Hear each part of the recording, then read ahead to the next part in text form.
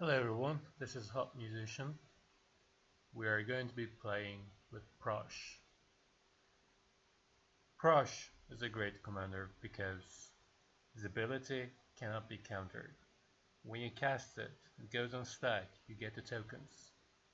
The number of tokens increase each time you cast them.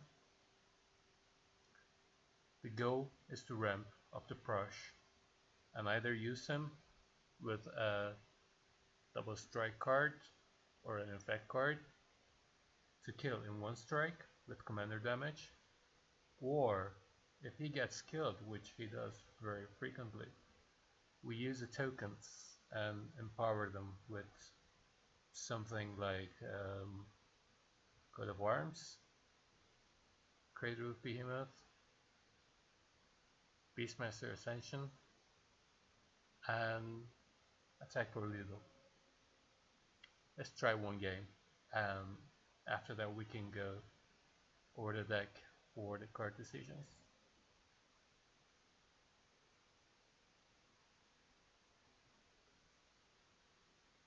Our hands to mulligan are, if we don't get ramp or mana rock, mana dork, we have to mulligan. Because we're trying to reach 6 mana by turn 3, turn 4, and attack by turn 4, turn 5. The goal with this deck is to always attack and let them react to you. You don't want to wait and have untapped mana waiting to react to what opponent plays. Instead, you cast threats every turn and they have to tap out to respond to them. Alright, this is taking some time, so start going over the deck. The black has Tainted Strike. That is a 1 black mana kill with our Prossh after you sacrifice 5 tokens to him. Alright, on a second thought, let's play our game.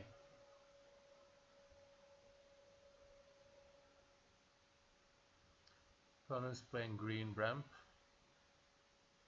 and we have one land. Well, we're gonna keep this because they have no way of killing this guy on turn 1 and turn 2. And from there we can cast Sarkhan. Alright, great.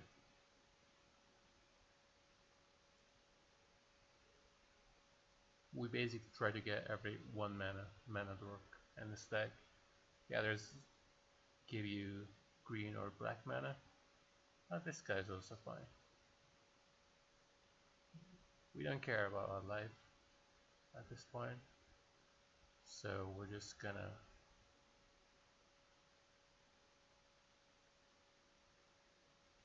play untapped Shocklands.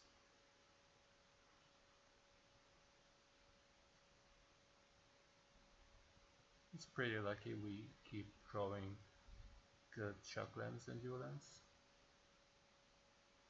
Opponent plays Azusa, drops 2 more lands.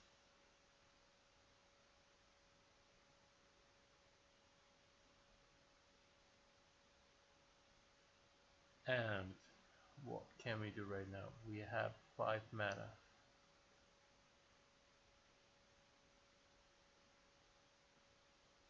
And we cannot drop Great Pack because we only have 2 black mana. I think this is what we do.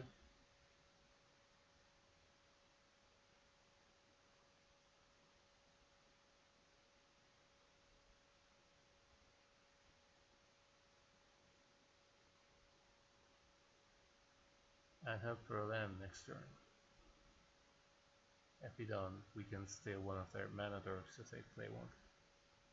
Or untap our mana dork. Because the second ability, as you can see, untaps your creature, even if you already control it. So I can tap Sylvan Caryatid, untap and gain control of it, and tap it again for mana.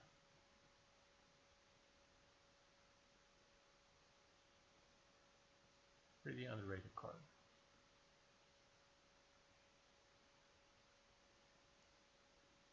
Has... Alright. He's gonna try kill our black land probably. Okay, he's gonna tap our lands every turn now.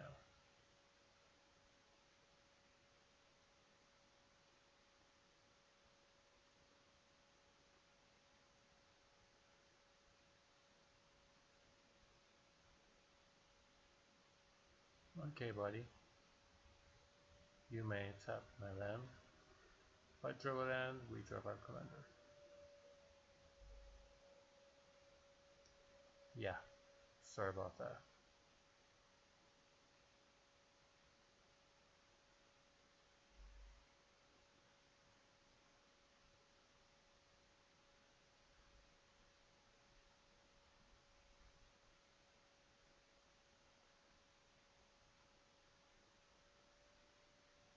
Let me pass. They may try to tap our lands, but we have two creatures to cast the armed version of this card.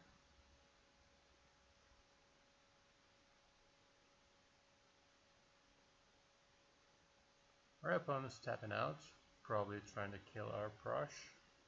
However, we have Coat of Arms to empower our Cobbles.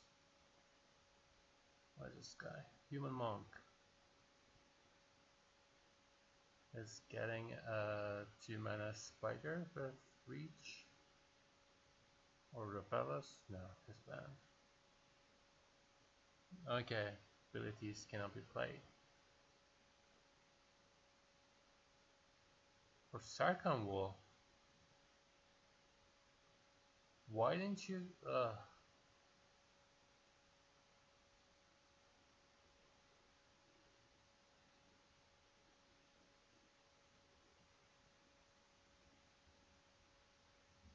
Opponent trying to tap our lands once more.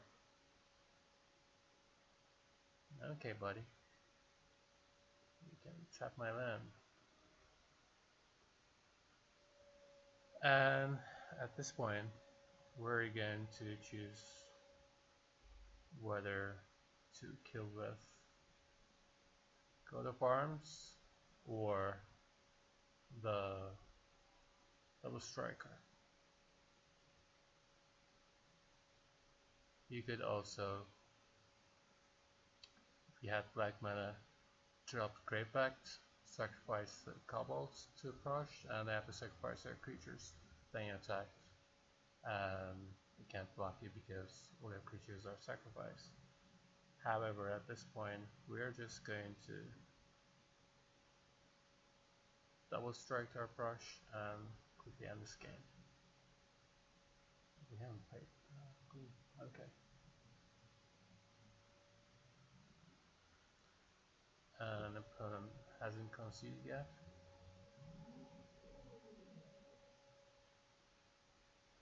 And let's see what's gonna happen.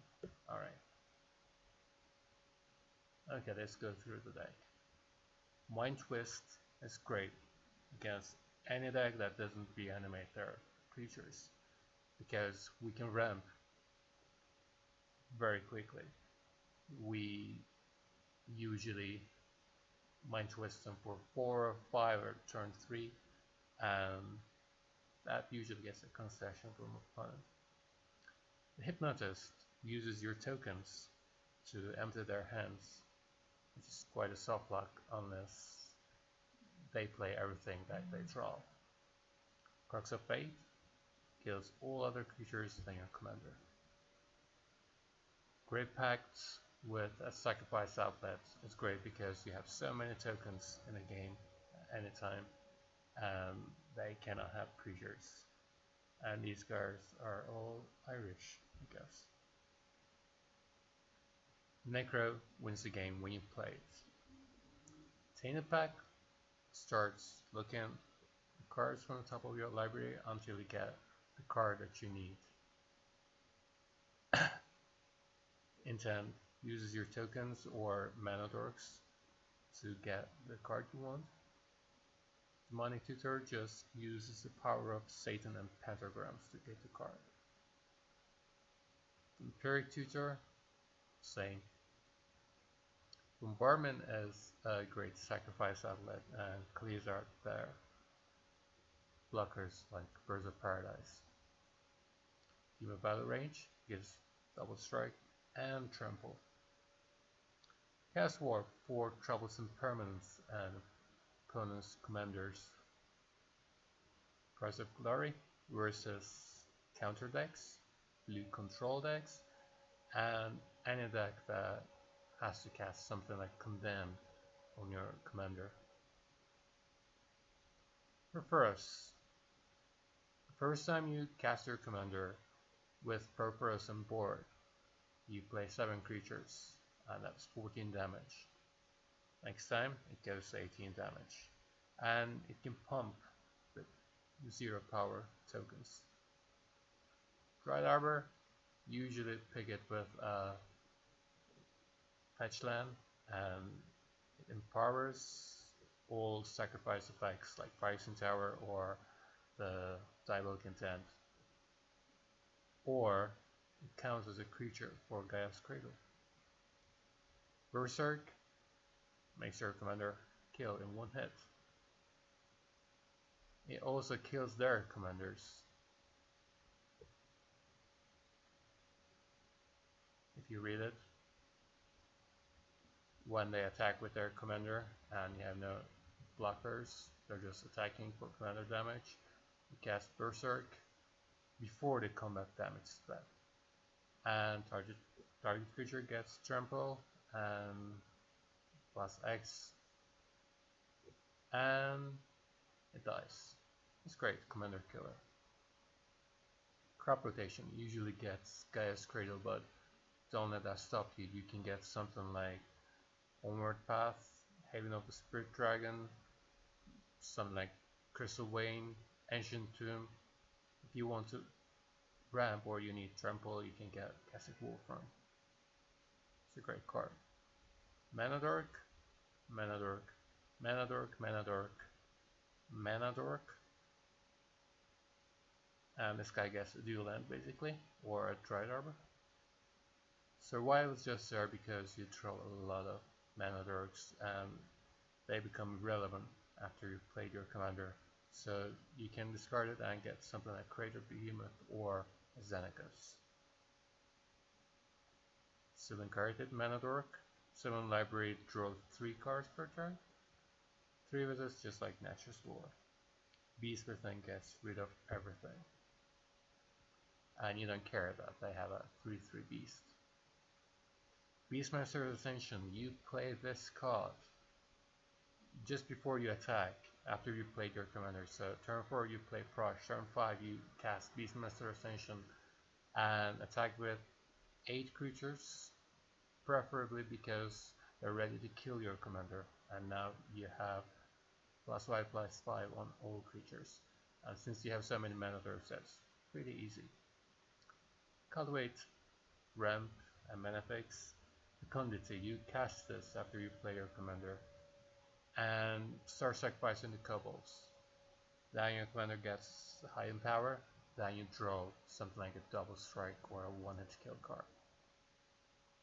Food Chain is a main combo card in this deck, and it is one of the most expensive cards if you want to build this deck.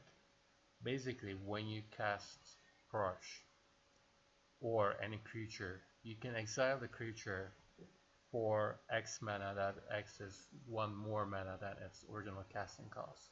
So you cast Wood Elves for 3 and exile it for 4 mana of any color, which is usually green, black, or red.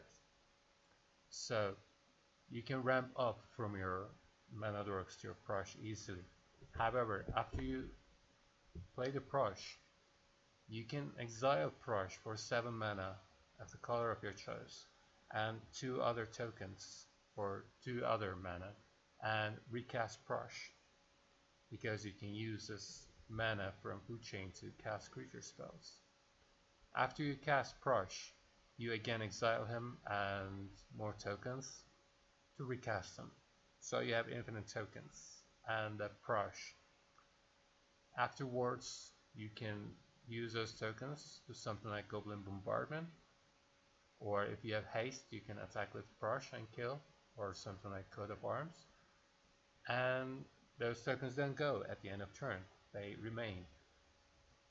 And if you have something like Blood Artist in your deck, you can kill that turn, or if you have Prossh. So keep in mind you can only use this mana to cast creature spells. And Xenagos and Prossh are also creature spells. It's great. Crossing Grip for troublesome artifacts and enchantments. Wood Elves, Ramp, Champion. When you cast a champion before you play Prossh and then you play Prossh, it becomes 8/8. But if you for example choose a nail for champion and Crater of Behemoth, when you have the tokens, champion gets class X, where X is the number of creatures plus 1. And it usually, if you have 6 tokens plus Crater and this guy, that is 8 creatures, so it becomes 9 power. So any creature with less than 9 power cannot block your creatures. So you attack with a huge trampling behemoth army. Eternal Witness is great. Pattern of Rebirth. You cast this on one of the tokens, then sacrifice it and get Xenagos or Crater of Behemoth and attack with Prossh. Natural Order. It cannot use the tokens as fodder because they are red creatures and you need green creature. However, you can sacrifice any of your mana dwarfs or your commander because he's green, and you usually get Crater of Behemoth. The Revelation draws a card for each of your creatures and you gain 4 life because you usually have Prossh, and among those cards is a one-hit kill card usually. Choose a nail, gets your Crater Roof and champion if they have blockers, or Xenagos. You could think you could get Avenger of Zendikar or something like that with Prossh. However, we don't want creatures that opponents might want to steal with bribery, and it's a very commonly played card if they play blue. Green Sun Zenith on turn 1 gets your Dryad Arbor for ramp. However, later on it can bring Crater of Behemoth or Xenagos the turn after you play Prossh, even if you have 6 mana. Multicolored cards, we have Armed Dangerous. This card is great because you can give +1 and double strike your commander, and the lure card, the dangerous part, on one of the tokens, then attack with all tokens and commander, then they have to block the token and you sacrifice everything to Prossh with double strike and win with commander damage. And to note, the guy in the illustration for this card looks like Zangief from Street Fighter. So be ready to pile drive the opponents. Fires of Gamma are a great haste card and it can provide you with the last piece of damage on your commander for commander damage, even if better if it is double striking.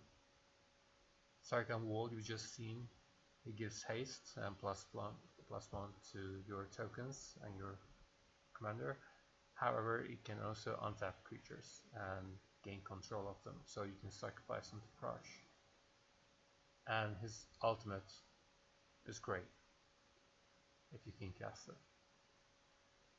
As for lands, we have 41 lands, a lot of lands, along with ramp spells. Ancient Tomb, great. Badlands, Bayou, and we have Taiga somewhere there too. So basically you want to be able to drop a green land on turn 1 on turn 2. And so your Crystal Vein, Ancient Tomb, and cards like Phyrexian Tower, you cast on turn 5 to ramp up to 6, or turn 4 if you have a mana dork. So opponent's not expecting you to have 6 mana that turn, but these lands give 2 mana, so they have you cast Prossh immediately. We have Gaia's Cradle, which you can crop crop rotate with after you cast Prossh, or if you have a few mana dorks. Haven of the Spirit Dragon both brings back Yugen and Prossh if you cast them a lot, and his command zone counter has increased so that you can't pay for it anymore. Homeward Path steals back your Prossh, usually they don't want to steal your tokens. Casting Wolf Run gives him trample and power. County Garden provides you with a blocker as Sacrifice Fodder and Gaia's Cradle mana source. We have Shiza, which gives fear to your commander if they have some blue flying springs blocker or something, and cannot be countered. Strip Mine for troublesome lands like Maze of Ith. We have Urborg to enable 3 black mana by turn 3 or turn 4 for Necropotence or Great Pact. Wallace Stronghold, recycle some creatures or your commander. And Yamaya Hollow, regenerates your commander. Mana Vault and Mana Crypt are +2 colorless sources, which is great way you want to cast your commander by turn 3. Soul Ring, Lightning Greaves and Swift Boots for your commander, or your mana dorks to tap them for mana when you cast them. Coat of Arms empowers your tokens. And Yugen. The Yugen late game, they counter your Prossh and clear your board whenever you cast things. Control decks, they can be very troublesome in EDH. However, Yugen clears the board with exile effect, and the 3 damage +2 can clear the blockers away. So see you in another game, and hope you build this deck and have fun with it.